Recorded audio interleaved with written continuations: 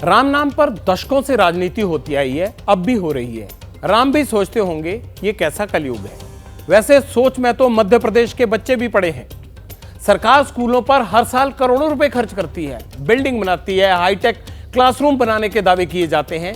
लेकिन मध्य प्रदेश के गुना में कहीं पाठशाला में गौशाला चलती है तो कहीं मंदिर में क्लास लगती है। सिस्टम कितना निराला है, ये रिपोर्ट उसी की गवाह है।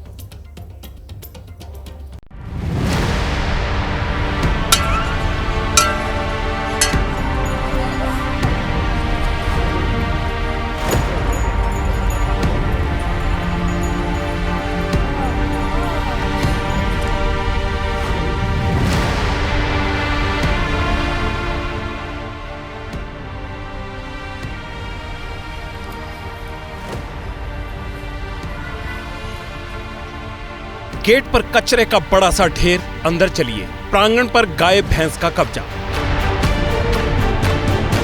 पहचानिए साहब, ये है क्या? कोई भी कहेगा तबेला है हुजूर, लेकिन ठहरिए, आप गलत हैं। ये गौशाला नहीं, पाठशाला है।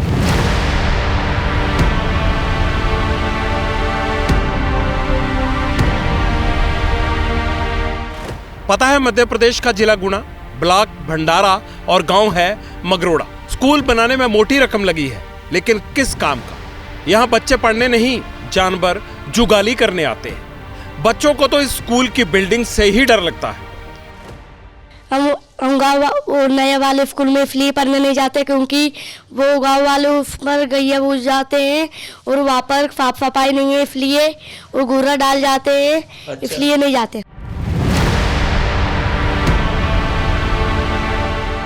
गुना में स्कूल को तबेला किसने बनाया? बच्चों की तालीम से खिलवाड़ कौन कर रहा है? मोहन राज में ये क्या हो रहा है? हमारे रिपोर्टर मोहन बघेल पड़ताल करने निकले। स्कूल के गेट पर ही कूड़े का गोदाम मिल गया। ये गुना जिले के भिडरा प्राथमिक विद्यालय का मुख्य द्वार है। मुख्य द्वार पर यहाँ पर आप देखें, गांव वालों ने यहाँ पर कचरा फेंक दिया है, मवेशियों का घूरा डाला है।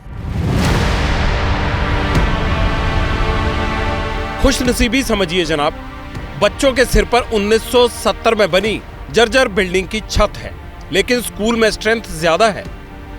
सब छोटे से भवन में नहीं पढ़ सकते, इसीलिए बगल में आंगनवाड़ी है और आंगनवाड़ी के आंगन में सालों से बच्चे पढ़ने को मजबूर। मजबूरी का किस्सा मासूमों से ही सुनिए। वो उसमें ना बहुत सारे ढांडे ऊपर उतर ना कुचरा भी फेंक जाते हैं, जिसलिए हम इधर में पढ़ते हैं। यहाँ पर कचरा हो रहा है और ये गांव वाले वो भैंसे बूझते हैं और गंदगी हो रही वहाँ पर स्कूल पर। और गेट लगा रहा था, वो तोड़ दिया। अफसोसजनक है, शर्मनाक है। सिस्टम को रत्ती भर भी गैरत हो तो चुल्लू भर पानी में डूब मरे। वैसे डूब मरना तो उन्हें भी चाहिए जिनके कंधों पर व्यवस्था को दुरुस्त करने का जिम्मा है। हमारे रिपोर्टर मोहन बघेल ग्राम पंचायत सचिव के पास पहुंचे। अव्यवस्था की वजह पूछी तो सचिव साहब भड़क गए। गांव की वजह से है सर, गांव के मवेशी बूझते हैं आके, जो गांव में फसल मिलती है उनको आवारा पशु। गांव के रात को कोई चौकीदार थोड़ी है जो उनकी वो रक्षा करेगा। अच्छा हाँ, तो कितने मवेशी बूझते होंगे? कौन पता, 100 बूझ जा 50 भी बूझ जाते हैं। तो आपने पुलिस में कहीं कंप्लेंट की है? मार साहब से पूछो, मार साहब तो करिए। ग्राम पंचायत के सचिव हैं भाई, चौकीदार थोड़ा है, इसीलिए राय स्वरूप ठसक में है। इन्होंने हेडमास्टर के नाम पर शिकायत का बिल फाड़ा, इसीलिए हम उनसे भी पूछने पहुंच गए, शिकायत कहां की, क्या किसी ने सुनी नहीं? गांव वाले क्या करते हैं, उसमें गेट वेट तोड़ ताड़ के उसको अंदर कर देते रात को। उनकी फसल वगैरह नुकसान होता है, इसलिए कचरा वचरा घोरा भी डाल देती हैं। अब आके देखती, हम 2 बार में रिपोर्ट भी डाले आया हूँ। खाकी वाले गांव नहीं आए और स्कूल को जानवरों से आजादी मिली नहीं। मुद्दे को लेकर हमारे रिपोर्टर डीएम साहब के पास पहुंचे। अचरज तो ये कि डीएम साहब को भी गौशाला वाली पाठशाला का हमसे ही पता चला। किसी सरकारी बिल्डिंग पे कब्जा किया गया है, ये मेरे संज्ञान में आज भी आपके माध्यम से आया है और आज ही मैंने तहसीलदार को निर्देशित किया है कि वो मौके पर विजिट करेंगे और विहित प्रक्रिया का पालन करते हुए तत्काल इसमें कठोर कार्रवाई करेंगे। डीएम साहब, जिम्मेदारी तो आपकी भी है, वैसे कहां तक भागोगे? जिला मुख्यालय से 30 किलोमीटर दूर एक और नायाब स्कूल देखिए। अयोध्या में तो रामलला टाट से ठाठ में आ गए। काली भोट प्राथमिक विद्या मंदिर के बच्चों की तकदीर कब बदलेगी? सीएम साहब देख लें, डीएम साहब देख लें, बच्चे टाट पर नीचे पढ़ने को मजबूर हैं। ये रिवायत कब से चली आ रही है और क्यों? हेडमास्टर साहब के पास इसका पूरा ब्यौरा है। ये 2010 से स्कूल ऐसे ही चल रहा है। बच्चे अभी 78 बच्चे दर्ज हैं हमारे पास। फॉरेस्ट विभाग की पूरी ये जमीन है। फॉरेस्ट विभाग से बिल्डिंग बनाने के लिए मंजूरी नहीं मिल पाती है, इस वजह से बिल्डिंग नहीं बन पा रही है। पैसा इसका 2 बार पंचायतों में आ चुका है। एक बार सन 1913 के आसपास पैसा आया था, लेकिन परमिशन नहीं मिलने के कारण पैसा वापस चला गया था।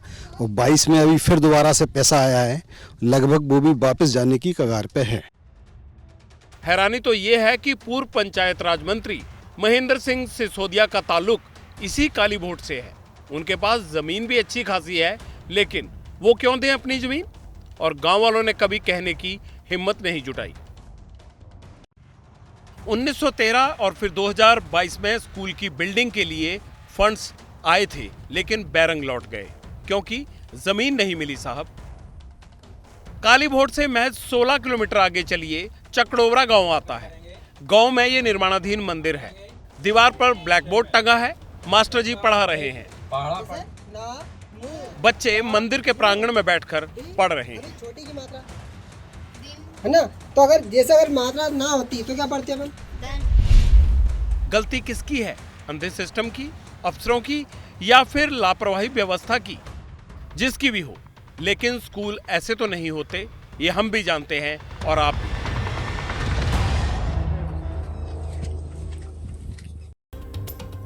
आज हम मध्य प्रदेश के गजब स्कूल की कहानी आपने देखी। पता है स्कूलों पर सरकार कितनी मोटी रकम खर्च करती है? आपको ये दिखाना चाहिए हमें।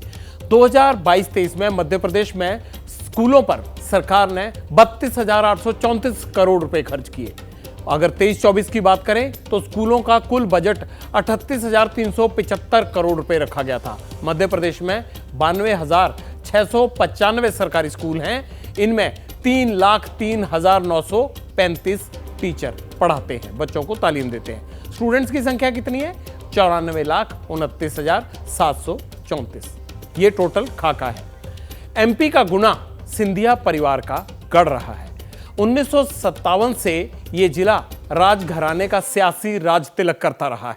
इस सीट पर अब तक 17 बार लोकसभा का चुनाव हुआ है और इसमें से 13 चुनाव में सिंधिया परिवार के किसी भी सदस्य को जीत हासिल हुई है। अब की बार ये सीट सिंधिया परिवार से हालांकि छिन गई। राजघराने की सियासी तकदीर बदलने वाले गुना के स्कूलों की हालत क्यों नहीं सुधरी? ये बड़ा सवाल है। चलिए, मध्य प्रदेश के बाद झारखंड के स्कूलों में क्या हो रहा है, वहां की आपको एक तस्वीर दिखाते हैं। उसकी सीटी मार सच्चाई आपको जाननी बड़ी जरूरी है।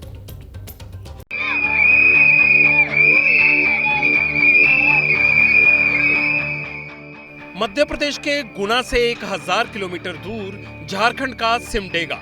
ये बंगरू स्कूल के बच्चे हैं। बिगड़ैल बच्चों और सिस्टम को सुधारने के लिए सीटी बजा रहे हैं। कुछ कतार में खड़े हैं, कुछ बैनर पोस्टर लेकर निकल पड़े हैं।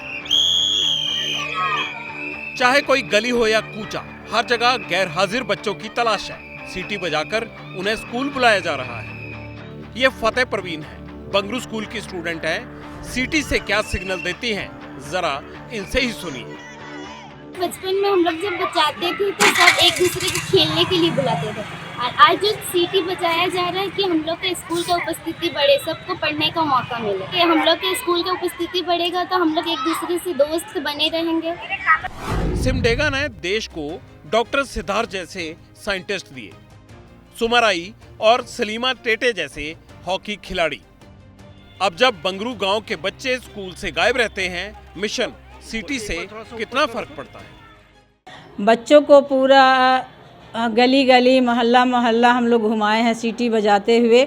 आज की उपस्थिति जो देखा गया है, कल से आज उपस्थिति बढ़ी है। इसमें हम लोग का स्कूल और बच्चों के लिए बहुत ही कारगर साबित होगा। गांव की गलियों में सीटी फूंकते ये कोई आम आदमी नहीं, सिमडेगा के डीसी हैं। नाम है अजय कुमार। अपनी सीटी से गैर हाजिर बच्चों को सबक देने और बिगड़ी व्यवस्था को सीधा करने के लिए निकले। उपस्थिति जो कम रहने का विभिन्न कारणों से, सामाजिक कारण भी उसमें शामिल है, उसको बढ़ाने में ये बहुत ही सफल प्रयास रहा है, सफल पहल रहा है सिमडेगा जिले में, और इसको पूरे राज्य में लागू किया गया है। इसकी जो आवाज़ है ये पूरे देश में पहुंचेगी। सिमडेगा में सपेरों की बीन से भले ही सांप न निकले, लेकिन बच्चों की बिसल से बच्चे घर से निकलते भी हैं और स्कूल भी पहुंचते हैं। बच्चे घर में ये बोल देते थे कि आज स्कूल बंद है, और हम लोगों को मालूम ही नहीं चलता था कि बच्चे स्कूल क्यों नहीं जा रहे हैं। बच्चे जो बोलते थे वही मानना पड़ता था। लेकिन सरकार ने जब से ये पहल शुरू किया है, इससे दो फायदा हो रहा है। एक तो बच्चे जो है वो झूठ नहीं बोल रहे और स्कूल जा रहे हैं। उन अभिभावकों को मिलेगा जो अपने बच्चों पर पूरी तरह से नियंत्रण नहीं रख पाते थे। सिमडेगा में सीटी बजाओ उपस्थिति बढ़ाओ मुहिम चल रही है। पूरे राज्य में इसका जलवा है। सिमडेगा से 421 किलोमीटर दूर दुमका की तस्वीरें देखिए। स्कूल टीचर, स्कूल के बच्चे अलग अलग मोर्चे पर सीटी बजा रहे हैं। गुरुजी गलियों में सीटी बजा बजाकर गैर हाजिर बच्चों को बुला रहे हैं। गुरुजी एक मोर्चे पर डटे हैं तो बच्चे दूसरे मोर्चे पर सीटी के साथ जंगल झाड़ियों की टोह लगा रहे हैं, क्योंकि बच्चे घर से तो स्कूल आते हैं और रास्ते में ही झाड़ियों के बीच न जाने कहां गायब हो जाते हैं। इससे बच्चे स्कूल आने के लिए प्रेरित हुए। जो बच्चे स्कूल नहीं जा रहे थे, उनके पेरेंट्स, अभिभावक थे, सीटी बजाओ की तरह उन तक ये संदेश पहुंच गया कि स्कूल खुला है, बच्चों को स्कूल जाना चाहिए। अगर बच्चे हमारे शिक्षित होंगे तो हमारा देश का भविष्य निश्चित रूप से उज्जवल होगा, क्योंकि शिक्षा ही समाज के विकास का आधार है। झारखंड के स्कूलों में बच्चे गैर हाजिर रहे, हेमंत की सरकार को ये गवारा नहीं।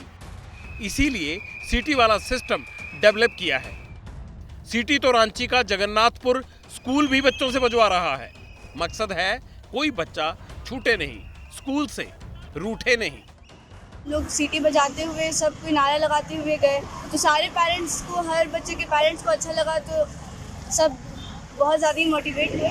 और जो भी पेरेंट्स सोचते हैं कि ये अब सरकारी स्कूल है, यहाँ नहीं भेजेंगे एडमिशन करवा के, तो ऐसा कुछ नहीं। अब हम लोग का स्कूल है, सो स्कूल बन चुका है। जज्बे को सलाम, लेकिन अफसोस तो मध्य प्रदेश से आई तस्वीरों पर होता है।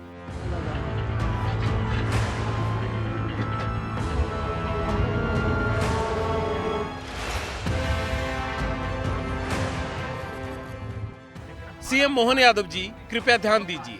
सिस्टम को सिखाइए, ऐसी मुहिम चलाइए, ऐसा कायदा बनाइए, बच्चे गंदगी में बैठकर नहीं, स्वच्छ क्लासरूम में पढ़ें, ताकि आगे बढ़े।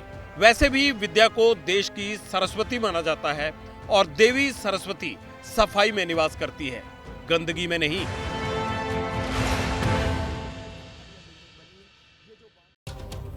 झारखंड में गजब काम है, सीटी बजाओ और बच्चे स्कूल बुलाओ।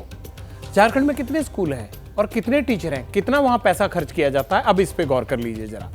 सूबे में 35,840 सरकारी स्कूल हैं, सरकारी टीचर हैं 1,18,856। स्टूडेंट कितने हैं? स्टूडेंट हैं 52,42,868। 2022-23 की अगर बात करें तो बजट कितना था स्कूलों के लिए? 14,220 करोड़ रुपए। और साल 2023-24 में कितना था बजट रखा गया? 15,384 करोड़ रुपए।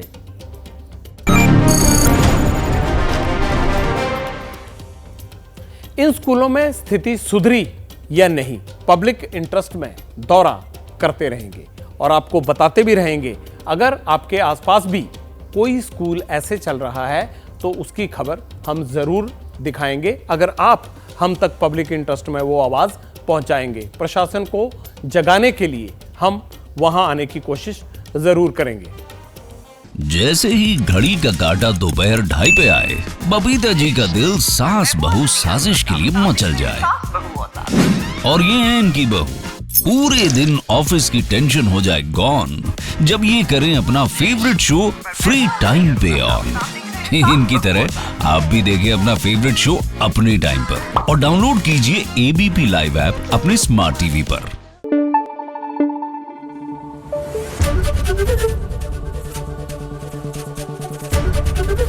एबीपी न्यूज आपको रखे आगे।